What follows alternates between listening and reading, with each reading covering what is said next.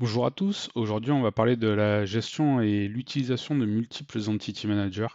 Imaginez-vous gérer simultanément des bases de données PostgreSQL et MariaDB dans votre application Symfony et qu'en plus vous devriez lier ces objets entre eux.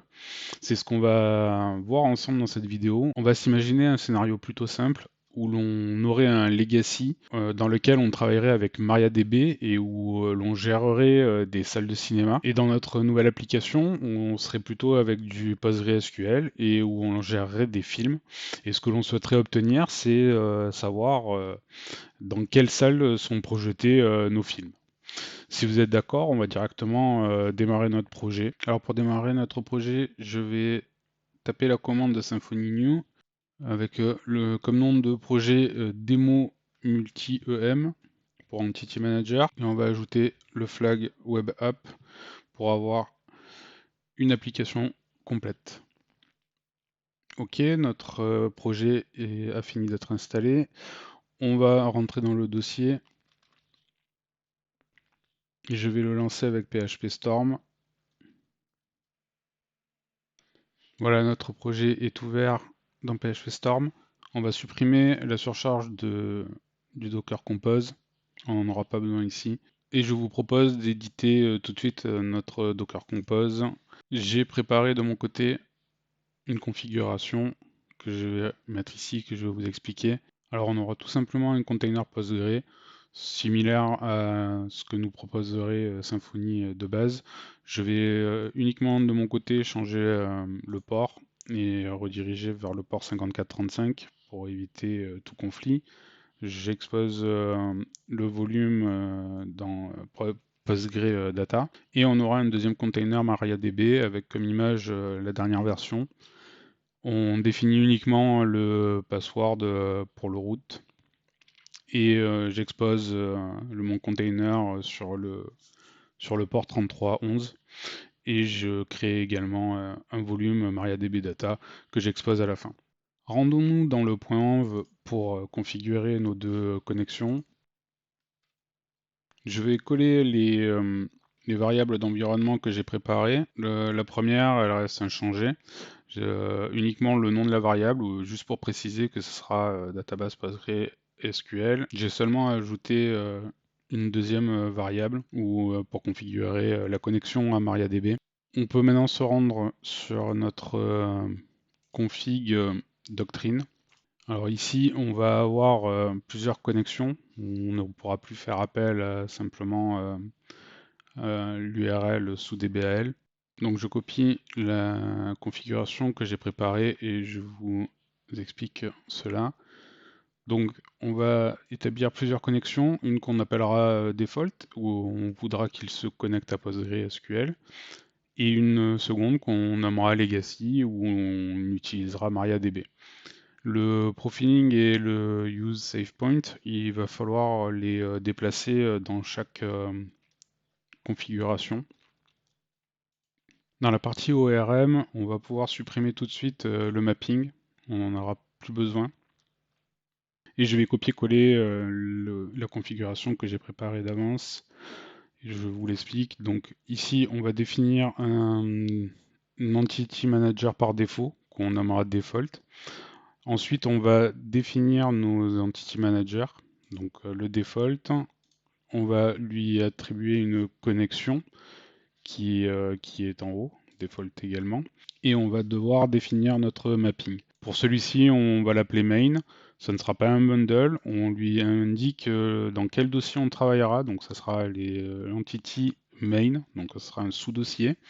Et le préfixe pour le namespace sera app entity main. On peut lui donner également un alias. De même pour le legacy, donc on va lier avec notre connexion legacy, on va le mapper en nommant legacy, ça ne sera pas un bundle, on lui donne le chemin et le préfixe pour le namespace. Et enfin l'alias. Le naming stratégie doit être configuré au niveau de chaque entity manager, donc on va le couper et le déplacer.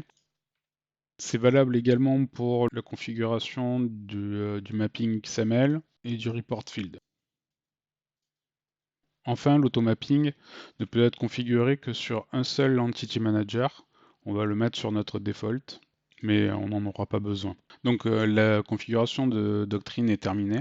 Donc il nous reste à configurer notre doctrine migration pour distinguer nos différentes migrations futures.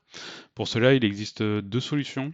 Une qui est très pratique avec un package qui gère cela avec un simple fichier de config.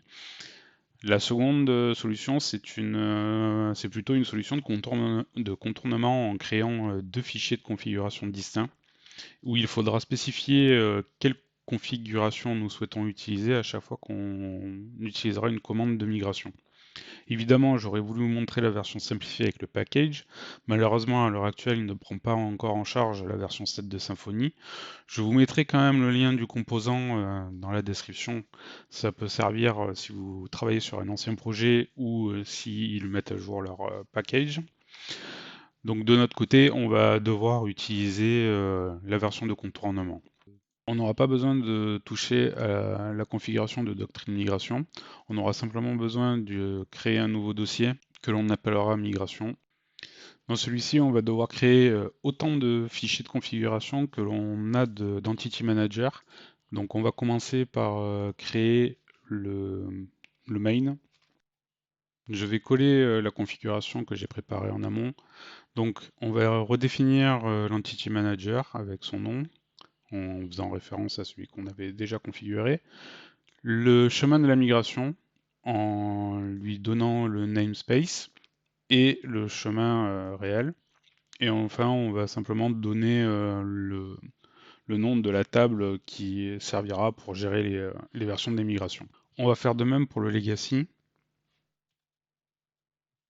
Je vais copier la configuration. Donc ici, on précise simplement que notre entity manager sera le legacy. Le namespace sera migration legacy et le dossier migration legacy également. On garde le même nom pour la table de gestion des versions de migration. On va tout de suite créer nos dossiers legacy et main dans migration pour pas qu'il y ait de soucis à la génération qui nous disent qu'il n'existe pas. Donc voilà, notre configuration est maintenant complète. On va pouvoir rentrer dans le terminal. Donc avant de lancer nos commandes pour la création de la base de données, on va lancer notre Docker. Voilà, nos deux containers Postgre et Maria sont démarrés.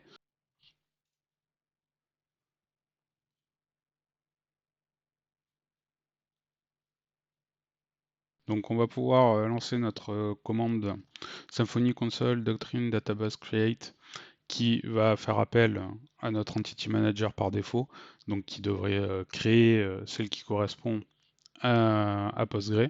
On obtient une erreur, mais c'est simplement parce que lorsqu'on a monté notre container, Postgre a de lui-même créé déjà la base de données, donc en réalité tout va bien. Essayons donc pour notre legacy. Ici, on va utiliser la même commande, mais on va simplement rajouter le nom de la connexion sur laquelle on souhaite interagir. Et la création de base de données a bien été créée. Ok, super. Donc maintenant, on a nos deux bases de données prêtes à l'emploi. Nos entity managers sont bien configurés pour communiquer avec elles. Top. Donc pour rappel, dans notre legacy, on voudrait avoir une table listant des salles de cinéma. Et dans notre nouvelle application qui correspondrait à main, on voudrait gérer des films. Et en plus, nous souhaitons avoir une relation entre les cinémas et les films pour savoir où sont projetés nos films. Donc on va commencer tout de suite par créer une entité cinéma dans notre legacy. Pour cela, on va faire Symfony console make entity. On a dit qu'on voulait créer une entité cinéma, donc on va préciser dans quel namespace nous voulons créer cette entité et le nom cinéma. On n'a pas besoin de turbo. On va créer une seule propriété. On va avoir besoin du name qui sera un string de 255 caractères et non nullable en base de données. Ça suffira. Donc on va générer notre migration en faisant un Symfony console make migration et il va falloir ajouter le fichier de configuration qui pointera vers le legacy. Ok, notre migration a bien été générée. Allons dans le dossier migration, Legacy, ouais, elle est bien placée. Vérifions qu'il s'agisse bien d'une migration pour MariaDB et on est bon. Petite précision concernant le flag configuration dans le package maker. Il a été récemment pris en charge. Si jamais vous avez des problèmes avec, pensez à mettre à jour votre maker dans votre projet. Passons à notre deuxième entité qui concerne les films. On va donc refaire un Symfony console make entity. Cette fois, on va vouloir le positionner dans le namespace main et on appellera notre entité movie. On n'a pas besoin de turbo encore une fois. On va avoir besoin comme propriété du title. Ça sera une string de 255 caractères non nullable et ça suffira également. On va pouvoir générer notre migration en faisant Symfony console make migration. On va ajouter la configuration, mais cette fois-ci on va pointer vers le main. Vérifions que notre migration soit bien générée correctement et on a bien une migration valide pour Postgre. On peut déjà appliquer nos migrations. Symfony, console, doctrine, migration, migrate. On n'oublie pas d'ajouter la configuration. Donc on va commencer par la main et on va pouvoir faire de même avec le legacy. Alors évidemment, ces commandes à rallonge peuvent être rapidement fatigantes. On pourrait envisager de configurer un makefile ou une commande de Symfony personnalisée pour faire appel aux bonnes configurations en ne tapant pas des commandes à rallonge comme celle-ci. Mais pour notre exemple, on va rester comme ça. On n'en aura pas beaucoup. Donc maintenant que nos tables sont créées, on va pouvoir passer à la création d'un contrôleur. Je vous propose donc de créer tout de suite en faisant un Symfony console make controller. On appellera arbitrairement notre contrôleur default. On va se rendre à l'intérieur. On va juste faire en sorte que ce soit celui par défaut, enfin la racine de notre projet. Et on va avoir besoin d'avoir un constructeur.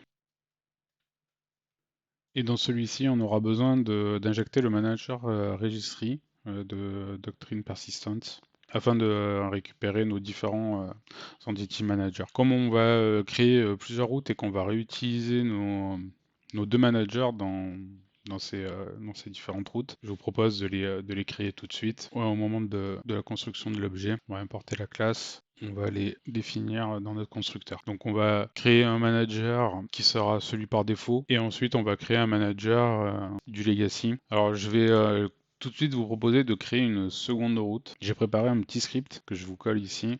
On aura un tableau avec quelques cinémas à l'intérieur et un tableau de films avec quelques titres. Donc on va boucler sur nos cinémas, on va créer une nouvelle instance de cinéma, on va setter le name et on va faire appel à notre manager legacy pour persister et flusher.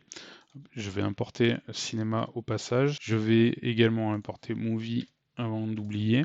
Donc après pour les films, il va en être de même. On va créer un nouveau movie, on va setter le titre, on va le persister cette fois-ci avec le manager par défaut. On va flusher et enfin on va retourner vers la vue par défaut. Donc on va pouvoir modifier cette vue maintenant. Donc je vous propose de faire un find all sur le repository du movie qui appartient au manager par défaut et de même pour les cinémas mais qui cette fois sera dans le manager legacy. Et on va tout simplement retourner à notre vue les films et les cinémas. Passons à notre vue, on va simplement afficher, on va pouvoir tout supprimer ici, on va simplement faire un affichage très basique des listes des films et des cinémas. Donc on va simplement boucler et afficher le nom des cinémas ainsi que les titres de films. On va pouvoir enfin lancer notre serveur Symfony. Donc j'ai ouvert notre application dans le navigateur. Comme vous pouvez le constater, on a uniquement les titres, on n'a rien. Et on va aller, donc on va se rendre sur, c'est pas link mais create. Donc on est bien redirigé vers notre page d'accueil avec la liste de nos cinémas et de nos films. Ok, donc on sait maintenant comment créer nos objets, les enregistrer dans leur base de données respectives, les récupérer, les afficher. Maintenant ce qui serait pas mal, c'est qu'on puisse les lier entre eux, donc allons-y. Donc pour rappel, un film peut être projeté dans plusieurs cinémas et un cinéma peut projeter plusieurs films.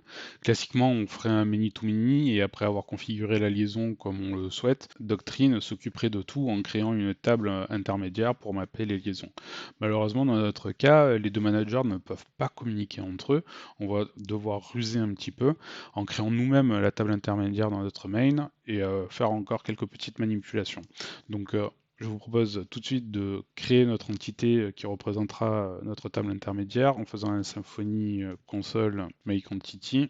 On va se positionner dans le main, on n'oublie pas le namespace et on va appeler cette table projection. On n'a toujours pas besoin de l'UX Turbo. On va avoir besoin donc pour cela d'un champ movie qui sera une relation avec notre entité movie. J'ai un doute, hein, je vais préciser le namespace au cas où. Voilà, ça sera une relation de type many to one. La propriété ne pourra pas être nullable. On est d'accord pour qu'il nous crée la propriété dans Movie. On est d'accord sur le nom projection avec un S. Et on est d'accord pour supprimer les orphelins. On va avoir un deuxième champ donc, qui concernera le cinéma, mais on ne pourra pas avoir une relation puisque les managers ne pourront pas communiquer ensemble. Donc on va simplement appeler cette propriété Cinema ID, où on sauvegardera uniquement l'ID. On est d'accord pour que ce soit un integer dans notre cas. Si vous utilisez des UID ou autre chose, en identifiant, évidemment, il faudra adapter selon vos cas. Donc pour nous, ici, l'integer, c'est parfait, et on ne veut pas non plus que ce champ soit nullable. On aura besoin que de ces champs-là pour le moment. On va quand même se rendre dans l'entité projection, et on va ajouter manuellement, on n'aura pas besoin que ce soit une colonne en base de données, d'une nouvelle propriété qui représentera un objet de type cinéma facultatif. On va importer la classe cinéma et à la fin on va ajouter les getters et les setters. Dans notre setMovie, on va simplement rajouter le add projection sur movie, ce qui nous permettra de gérer ça automatiquement. On va pouvoir générer notre migration en faisant un Symfony console make migration. On n'oublie pas d'ajouter la configuration. Ok, notre migration a bien été générée. On vérifie que tout soit bien passé. Ça a l'air ok. On va pouvoir l'appliquer en faisant une doctrine migration migrate cette fois, toujours en précisant la configuration. Oui, on est sûr. Et on est bon. Ok, on a notre début de relation, c'est bien, mais cela dit, on a toujours accès uniquement à notre cinéma ID et non à notre objet cinéma. Donc pour gérer cela, on va tout de suite créer un events listener qui va s'occuper automatiquement pour nous d'hydrater notre projection avec l'objet correspondant. Donc commençons par créer un nouveau dossier event listener. On va créer une nouvelle classe qu'on appellera arbitrairement projection cinéma listener. Alors sur celle-ci, on va ajouter un attribut pour définir que c'est un doctrine listener. On va se brancher sur l'event postload. On n'aura pas besoin d'une priorité haute et on va préciser sur quelle connexion nous voulons agir. Donc tout d'abord, on va créer un constructeur et injecter dans celui-ci le manager registry. On importe bien la classe, donc c'est bien celui de doctrine persistance l'on a besoin. Et enfin, on va avoir besoin de notre méthode postload qui sera appelée au moment opportun. J'ai copié-collé, donc j'importe tout ce qui est manquant. Donc on va recevoir un event argument. Nous, on s'attend à un objet de type projection. C'est ce qu'on vérifie ici. Si ce n'est pas une instance de projection, on arrête le traitement.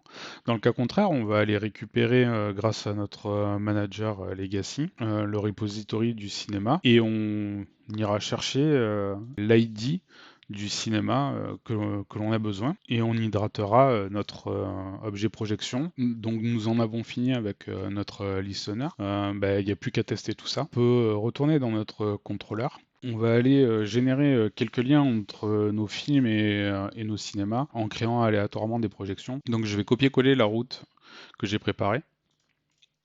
Je vous explique ça. Donc ça sera sur le chemin Link. On récupère une nouvelle fois dans le manager Legacy tous les cinémas. On récupère dans le manager défaut tous nos films. On va boucler sur tous nos films. On va mélanger le résultat des cinémas. On va sélectionner aléatoirement un nombre de cinémas à sélectionner. On va couper notre tableau cinéma en prenant les X premiers éléments selon le nombre aléatoire qu'on aura ici. On va boucler donc sur nos cinémas présélectionnés. On va créer pour chacun d'entre eux une projection et on va setter le film et le cinéma ID et on va simplement persister la projection dans le manager par défaut. Et enfin, on flush nos persistances et pour finir, on va rediriger vers notre route racine. On va simplement modifier notre vue avant de tester tout ça. On voudra simplement afficher le nom des cinémas dans lesquels nos films seront projetés. Donc je vais copier-coller le code que j'ai préparé. Je vois que j'ai oublié une balise fermante ici.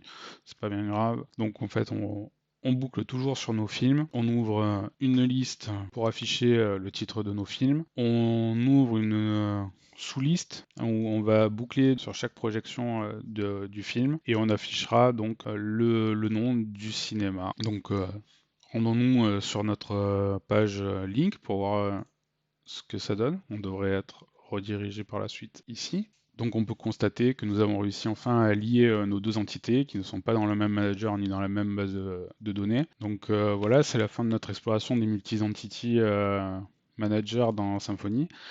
Nous avons couvert beaucoup de terrain, de la configuration initiale à la liaison de données entre entités, en passant par la gestion des migrations de bases de données.